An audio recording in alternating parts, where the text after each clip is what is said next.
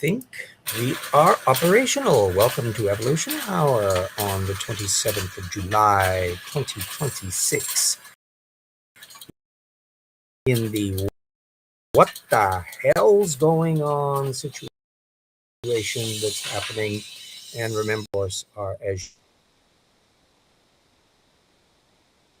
all PDFs contaminate the internet far and wide with little monsters that you can see all of that old 20-year-old RJ as opposed to the current old RJ in the books. Anyway, as you know, we are proceeding through the exciting world of Dwayne Gish, old and slightly less old, the once venerable Evolution, the Fossils Still Say No book that was just absolutely, hello Lisa, absolutely de rigueur for creationists to be drawing on. Hank Hanegraaff, I know, who's still knocking around, siphon blobs out of Dwayne Gish's stuff, and I'm sure Chuck Nisler and these various other people that would have been knocking around as well, and it showed up a lot. Gish was a prolific debater. There's like a billion, I exaggerate slightly, a pile of debates with Dwayne Gish that are available on the internet to watch, where it's around rehashing the same shtick over and over and over and over and over again. And so given how fantastically prominent Dwayne Gish was back in the day, it's kind of sad to see how little young earth creationists today, the Donnie Budinsky Standing for Truth level, know about the guy, because they're siphoning off of internet material, and Gish is less well known. And indeed, burrowing down through the sources on the book reveals how sparse and tangential it is to try to find some of this material so that you can kind of get caught up on the scholarship, in air quotes, that Gish was dealing with back in the day. This is also a Luskin week. We are now past 200 of the Luskin sources, so we're roughly a quarter of the way through. He only indicated that it was like over 800 sources, so we'll find out just exactly how many over 800 when we finally get down to the tail end of it. But we're plowing along, typically 3 or so per week. And as I pointed out last week, spoiler alert, there ain't nothing in here that's going to be upsetting the apple cart, because we're back over a decade on these older material. I'm really kind of intrigued to see just how far back we delve from the starting base that we began at the beginning of the column with material that was just 23, 24, 2025 material. And so it's all basically burrowing into the substrate of that. And since we've already established the more recent work is not supporting the intelligent design claims, it's virtually certain nothing else is going to be. Yes, and pink waving. We've also got, it's been hot as Hades here in Spokane. At least we don't have high humidity. Been running in the mid to high 90s, so it really hasn't gotten to be tolerable to go to bed until the wee hours of the morning anyway, and I'm a night owl, but it's finally getting down to where I can open the doors and let things, some 60-degree weather blow through the place to make sure that it's relatively comfortable going to bed. Yes, don't forget to vote. That's absolutely certain.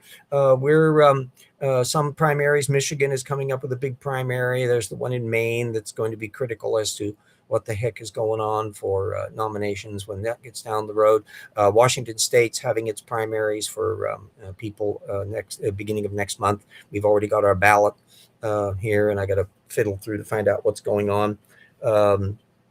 The goal, hopefully, is to unseat Baumgartner, who filled in Kathy McMorris Rogers' seat. He's another amiable, pleasant, veteran-loving rubber stamp for Trump that hopefully our Democrat will be able to skewer him on all of the zaniness. Susan Collins in Maine, at least, has kind of a half a leg to stand on in the fact she didn't vote for the big, beautiful bill. But my understanding is that Baumgartner did. And he'd better jolly well hope the economy is still slogging along as badly as it is now at the time of the election, because if we hit the big speed bump that I've been fearing that we are going to be getting, that's going to change everything. Its resilience, the economy is really, in a way, a positive, but it's also an indication when you listen to people who are studying in economics of matter, there's a lot of undercurrents, unease about how belt tightening everybody has had to be. And the question is if when tens of thousands of companies have tightened their tariff belts one notch too far and had to start raising prices at the same time that millions of Americans have belt tightening their credit cards as much as they could to sustain all of this thing, what can happen with things getting murky?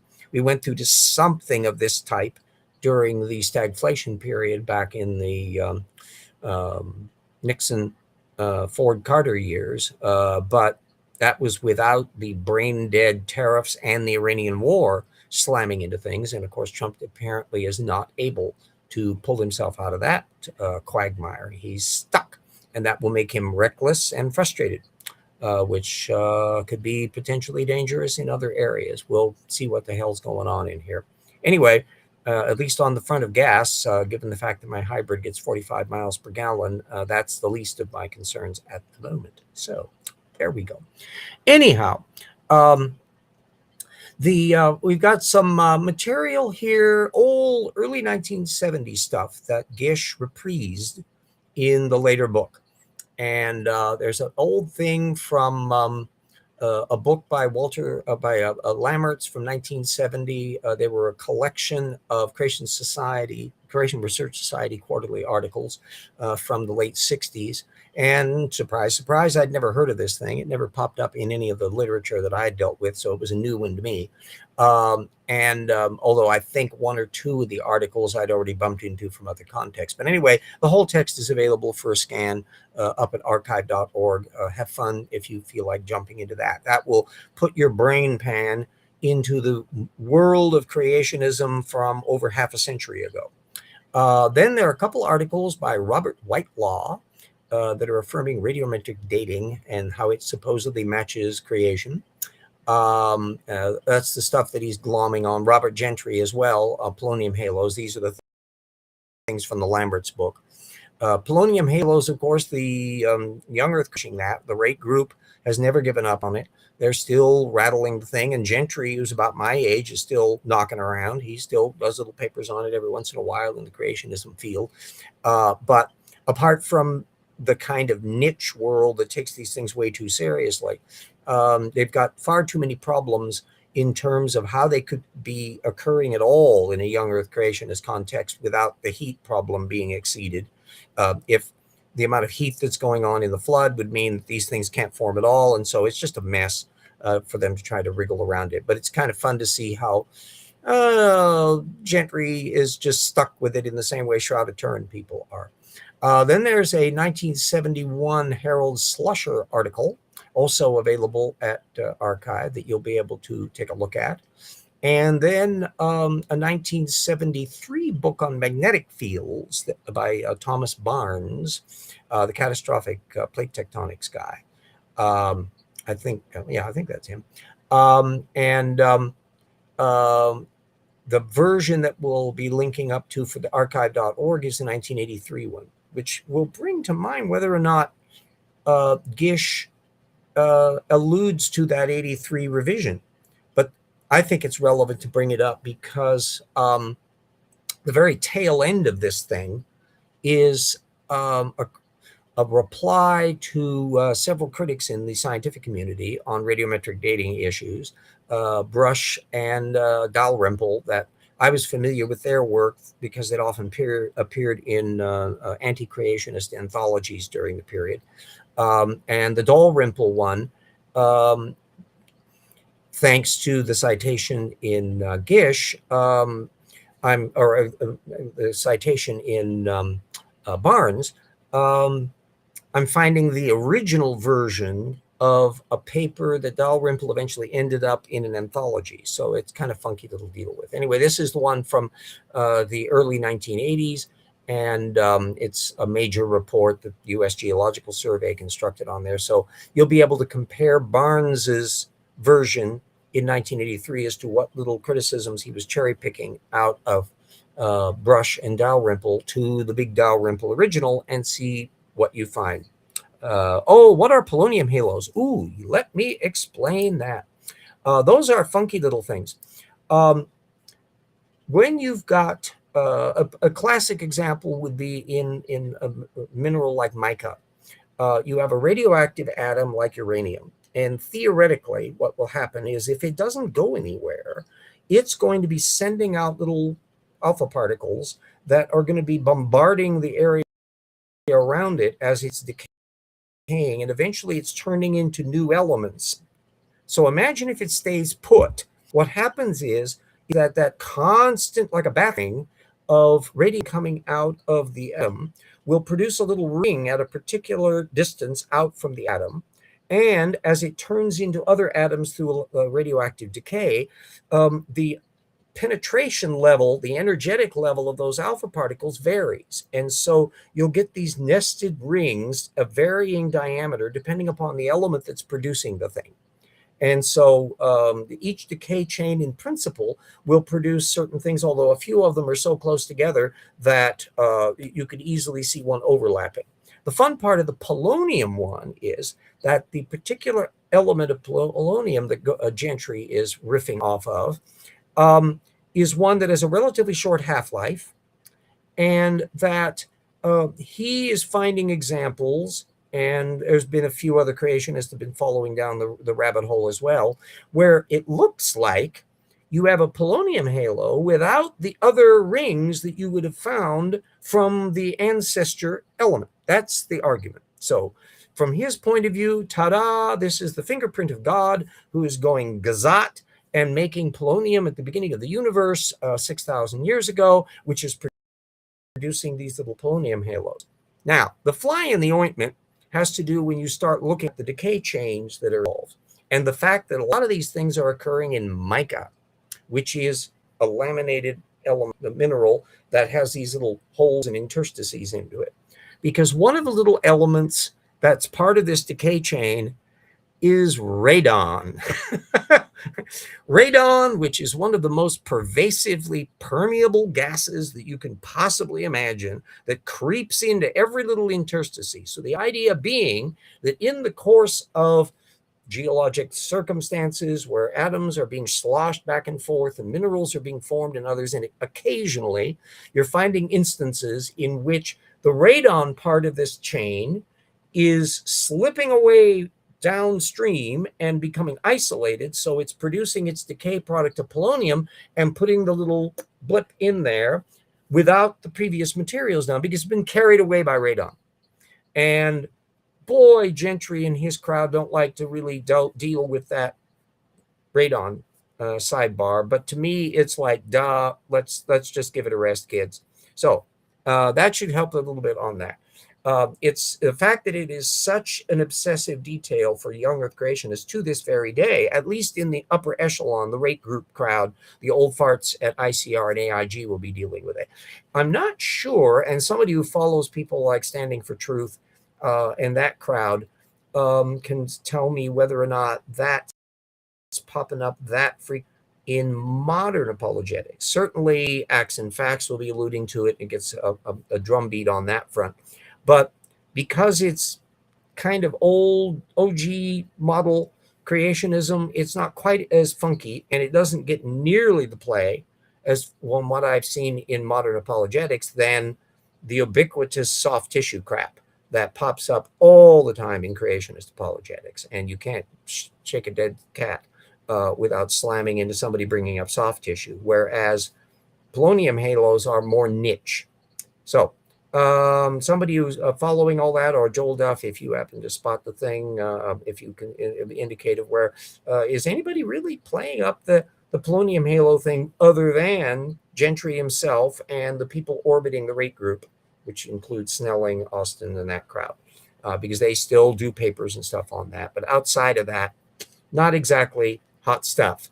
and not so much. There's some videos and things on it. I'm sure you can find some in Gentry. I think a lot of his little talks and stuff have appeared on it, but I haven't done an in-depth analysis exactly how far the Gentry polonium halos arguments has penetrated into modern creationism.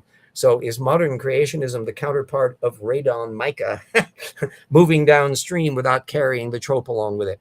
So yes, it's not soft tissue. Yeah.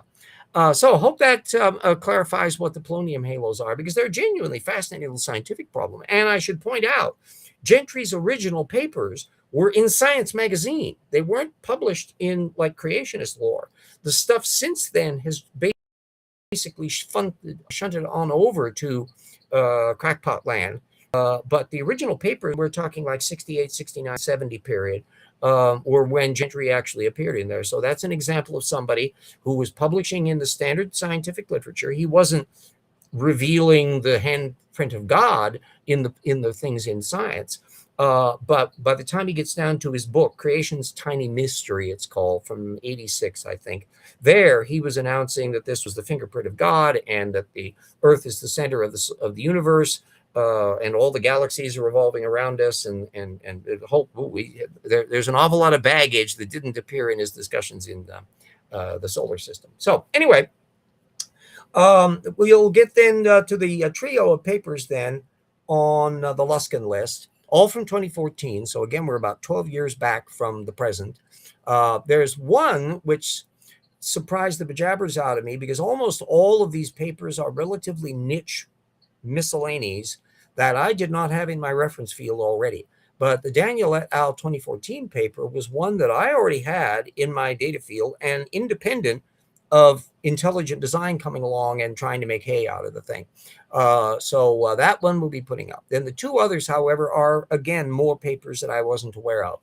Wang and Wang, W-A-N-G Wang and H-U-A-N-G Wang, on basically reviewing what was currently known at that time about how ALUs operate within the genetic system. And again, it's all material we've been covering previously in the more recent reviews. Nothing in there where anybody is saying, oh, by the way, there are millions of them and they must all be active based on our work. Nope, nobody's saying that. Nobody was saying that currently. Nobody was saying that earlier. It just is that there are some of 5, 10, 15% that are probably doing things, and they've been able to identify them. Well, when you got 1.4 million ALUs, that has a lot of examples of doing stuff, even though the percentage is still very, very low. And that's the main testing point that I've been dealing with Dan Stern-Cardinale. The last paper, Gish et al. From PLOS One, relates to ALU activity regarding tumor cells. So bingo bongo, that's bumping us into our theodicity problem again. At the moment, they're listing, the Luskin list is running at about 30% theodicy snag. And that's a big deal from my point of view, because given how many of the works are relating to the disease implications of these various retrotransposons and small interspersed elements and blah, blah, blah, blah. Wow, shouldn't they, if they are designed, and aren't they implying that they're designed, isn't this creepy? Will Luskin ever think about this much? We know that Jonathan Wells never thought about it while he was alive. I can see no indication Steve Meyer or David or Bill Dembski or any of the other little crowds are thinking about it. Oh, hello, Brian. So I'm not anticipating all of that. Today, I spotted a new video from Mini Minute Man, the inestimable Milo Rossi, who is melting on his videos because he lives, I think, out somewhere in Michigan or somewhere where there's high humidity, and apparently in a house that doesn't have air conditioning and high temperatures. So he's just turned it into a puddle and drinking something alcoholic to try to cool himself off. I have the important lecture. This is just iced tea, though, regardless of how the glass looks. But I have remembered the great advice from my high school history teacher, Mr. Chatton, who said, after 3 daiquiris, what heat? And I can empirically indicate that it does work. I don't drink it a hell of a lot, but nonetheless, yeah, well-made daiquiri, woo, it cools you off in a hurry. Anyway, Milo Rossi's current video that just dumped is a beautiful. I'm not putting a link up on you, but you can find it if you aren't subscribed to Milo. For God's sakes, do it, because he's far too entertaining. Yes, NC Polonium Halos. Thank you. I will alert everybody to that little puppy that you can find there. Come on, come on, come on, and there we go. Whoop. Milo has finally discovered Conservapedia. I was well aware of Conservapedia. Let me type. In case you aren't aware of it, it's the counterpart, the conservative answer to Wikipedia. And this all started because Andrew Schlafly, the son of the late Phyllis Schlafly, the Kulturkampf creationist, Kanthovian liking, anti-national equal rights amendment person, who Ann Coulter, by the way, also was a big Phyllis Schlafly groupie. That son Andrew has this outlet mall of bad creationism arguments at Conservapedia. You can really put a counterpart of it, that anything that's likely to be popping up at Conservapedia will be also popping up at Creation Wiki, and vice versa. The Conservapedia, then, because it obviously it's hitting political culture camp stuff. Schlafly is a Trumpista. He's believing in a variety of conspiracies. He's an anti-vaxxer. He even pops up peripherally as to doubting that, or thinking that there's something conspiratorial about the sinking of the Titanic that came up when I was involved in a debate on the Titanic with, oh God, what that is, idiot that also thinks there aren't any dinosaurs, that they're fake. Yeah, name escapes me at the moment. Theophilus and I debated him a couple of years back. We got links on it in the new book, because it's just a wacky stuff. But anyway, Conservapedia has huge swaths. It was actually intimidating poor Milo as he was finding these long posts at Conservapedia that had links and links and links to the yin yang creationist sources and political culture camp stuff and all that. He's a rigid and superficial ideologue, Mr. Schlafly. And I was bumping into him all the time on researching a variety of issues, and he pops up in Rocks Were There Volume 1 and 2 because he shoots his mouth off on a variety of factors. Currently, there's kind of a slowdown technique at Conservapedia that even for doing cross-linkings and following up on links that Milo was noticing. And my little steam-powered computer was, in fact, has terrible problems even getting on his website these days. So I was delighted when he was kind of doing the legwork for me, because he happened to call attention along the way to the fact that Schlafly thinks that Ötzi the Iceman died during the flood.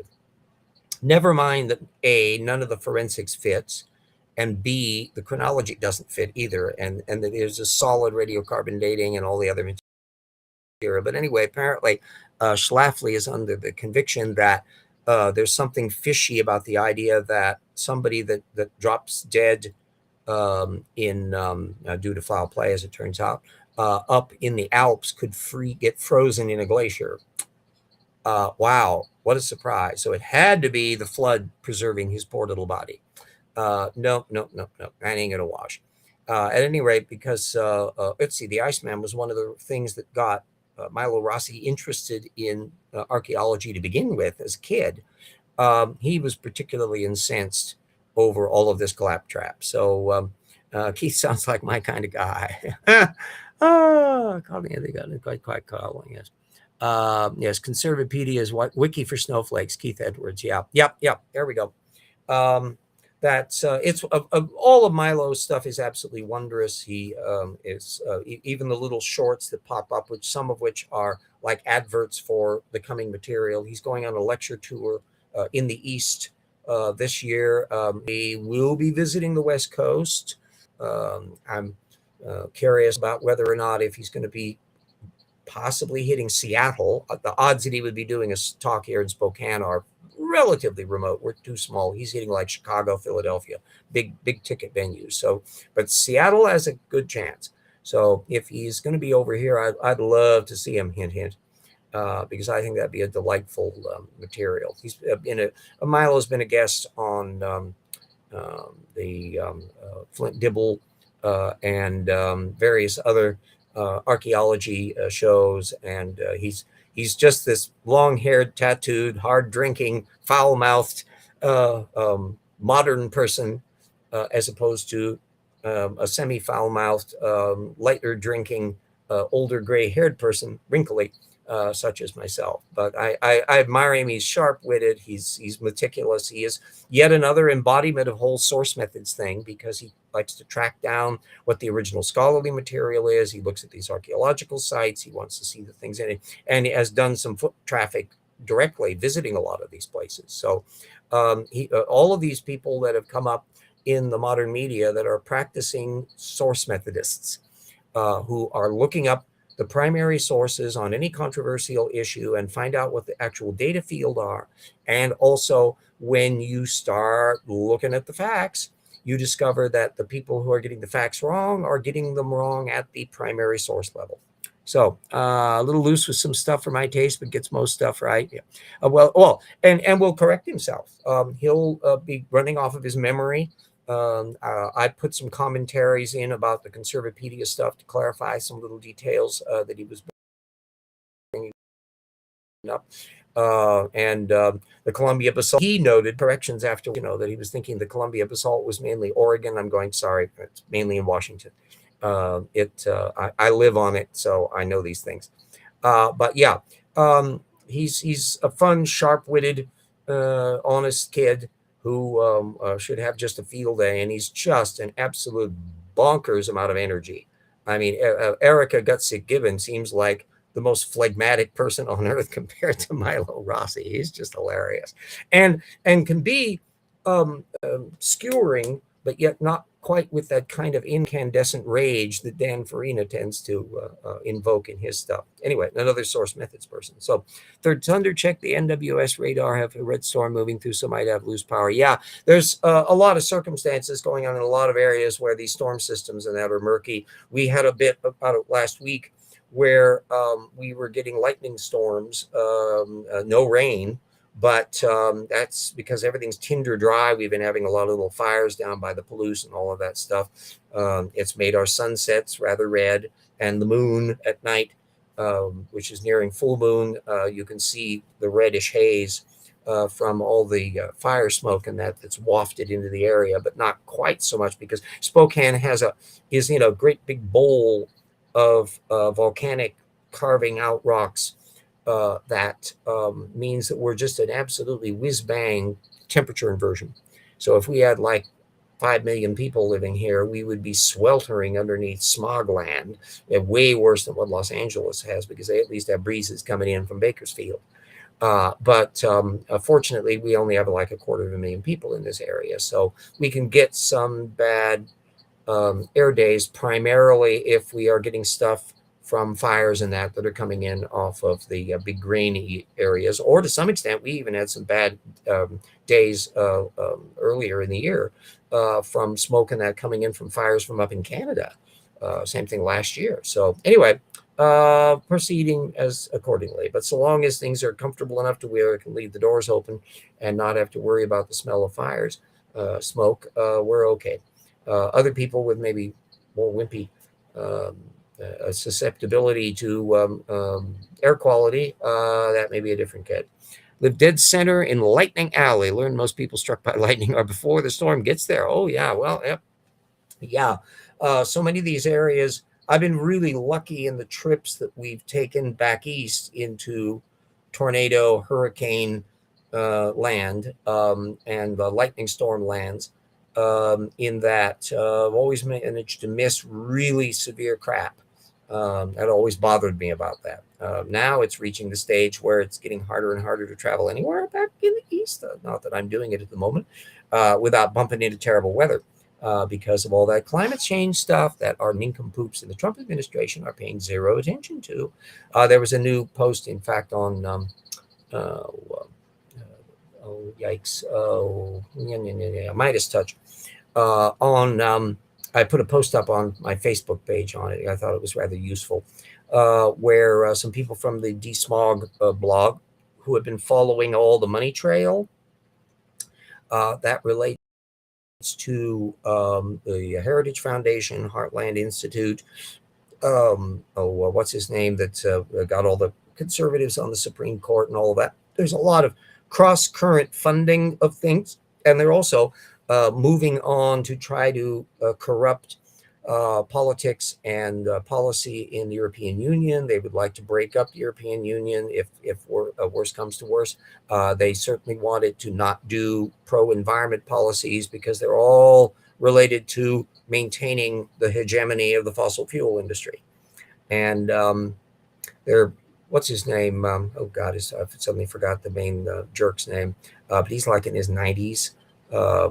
And some of the people in terms of their inheritance, one of the ones figures in this is the inheritance of the Vicks Vapor Rub fortune. He's part of this little network and that. So anyway, for those of you who follow me on Facebook, you can check out, you'll see my post there and pass that one around, because I thought it was an informative bit of a lot of the players that are going on, of these people who have a lot of money bags from fossil fuels and conservative politics. And they are endeavoring as we speak to not only maintain their influence on the Trump administration, but spread to other areas. They were, for a while there, they were certainly cozying up to Orban in Hungary. That will have changed as a consequence of him being knocked out. But it's a murky little thing going on. And if one of the points that I'm hoping for is that the European Union remains coherent and reasonably sound policy, and holding together in such a way that if shit hits fan here in the United States and some of our connectors, it won't spread as a global depression in the way that the 29 crash did.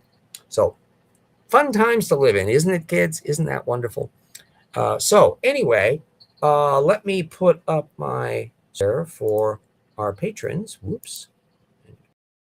Put it around. Come on, there we go. That reminds everyone that I am very mindful of the fact that all you kids out there who have plunked down real live money to help the project here, I very, very much appreciate it. All of our colleagues and researchers, assistant researchers, friends, and the legacy patrons over the years that have been able to help when they can, and some who are sadly missed, who have passed on, like Lavender Lady, dear sweet Lavender Lady. But some of our figure, Paulogia, Ian Chan, and Slava, wherever you are in Eastern Europe, I have not heard from you in quite a while. Try to keep in touch. I greatly appreciate it. Part of the TIP project is keeping track of a little data point that nobody else has, in part because of the hit this ground running as we've had more and more sources available at a direct access level, and that I had already been assembling a kind of a spreadsheet to keep track of all the material that I was encountering, including the people that I was encountering online. So by the early 2010s, I was laying the scaffolding for a little epiphany that I had, that all I needed to do was ratchet up my paying attention to stuff a little higher and get a cataloging of every technical paper that creationists were citing in support of their argument.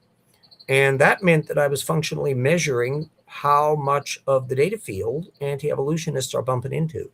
And because I would be following up on the squeaky wheel stuff and therefore researching other material, comparing their number with my data field is giving a rough heuristic of how much of the data they're bumping into.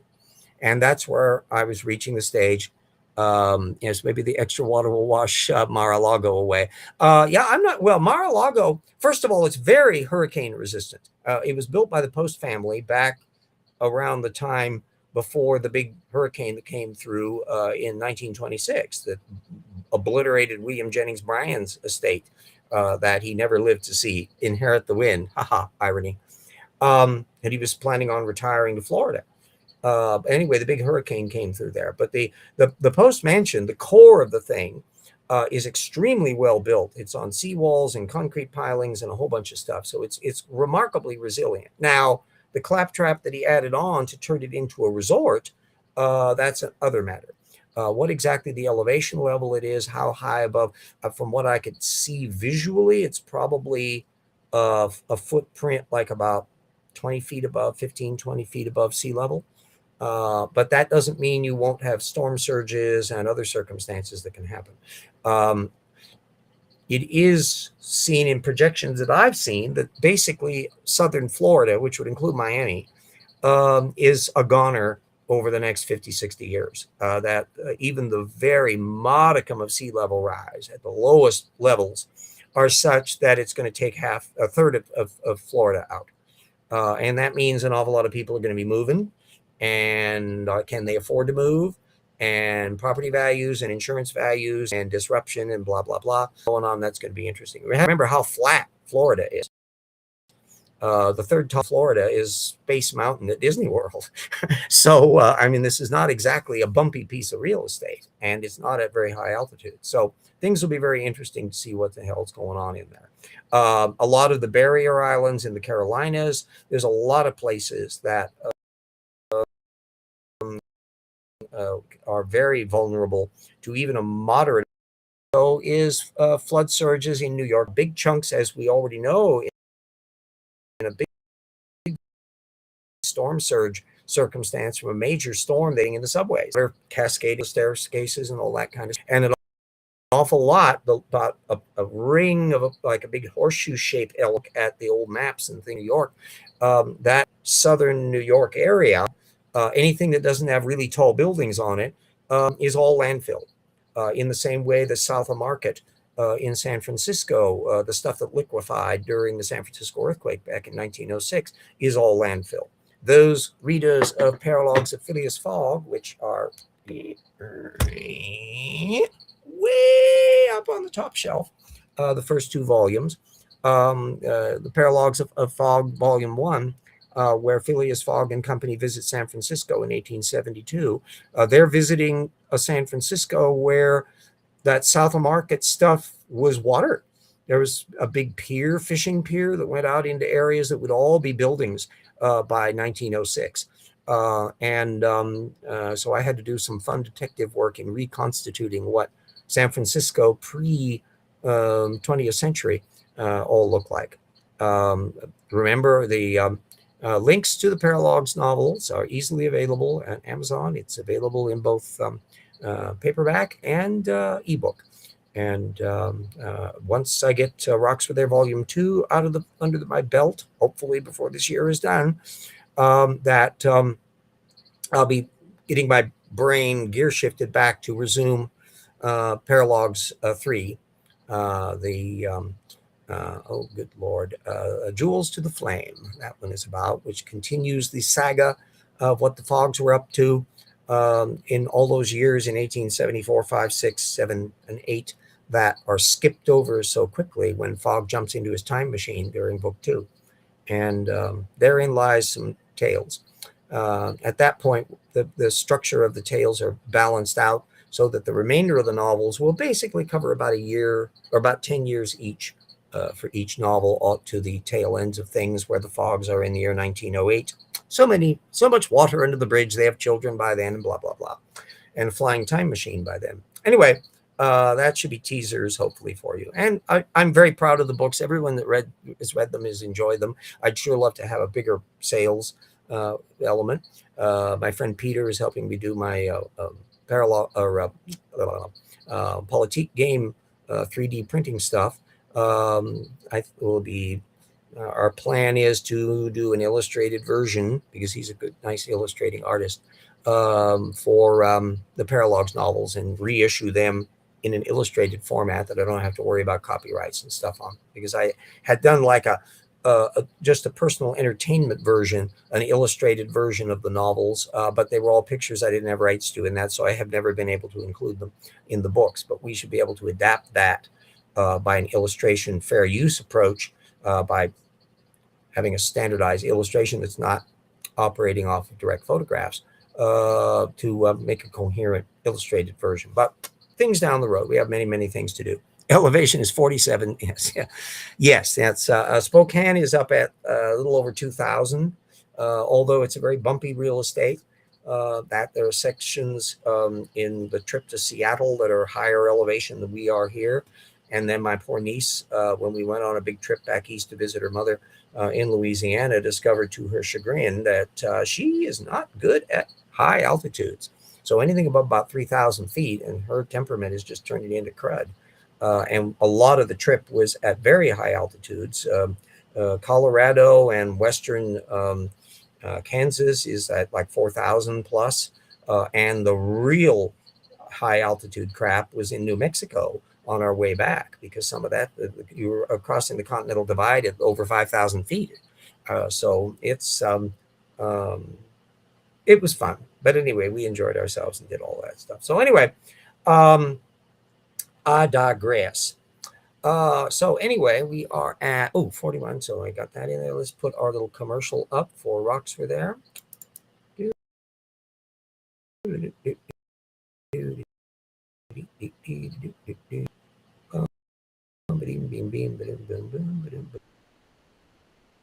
on. My little steam-powered computer here occasionally is slow on the uptake as to getting some of its little things started, and that should do. There we go.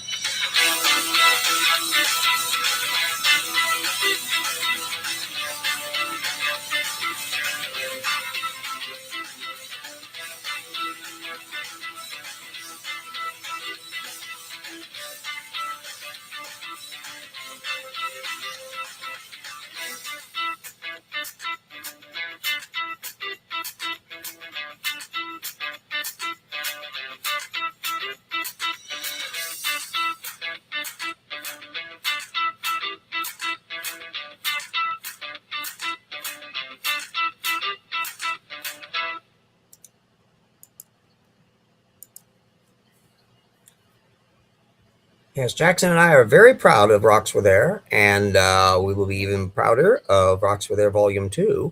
If you like the first book, you're going to love Volume 2, because it is a corker, because all of the flood legend material, anthropic cosmology stuff, and material on the range of creationist dating for the flood, and just harebrained stupidity of people on all sorts of issues that we were just scratching the surface in the material that we covered in Volume 1. Plus, there's been 6 years of technical literature that has come downstream. So there's an awful lot of little dangling loose ends that a lot of the stuff on solar system formation and constituents of stuff and details on fine-tuning of the universe, values that vary way more than people thought. Those are papers, some of which have only come along in the last 4 or 5 years.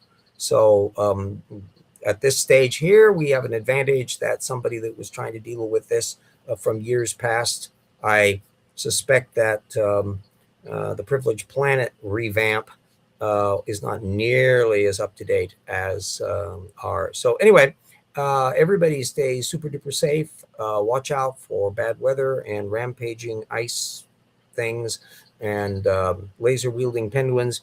My brother's reading the copy of my assist bot for me. Ah, yes, yeah. Um, we've got an awful lot of the sidebars because of the people who have the book.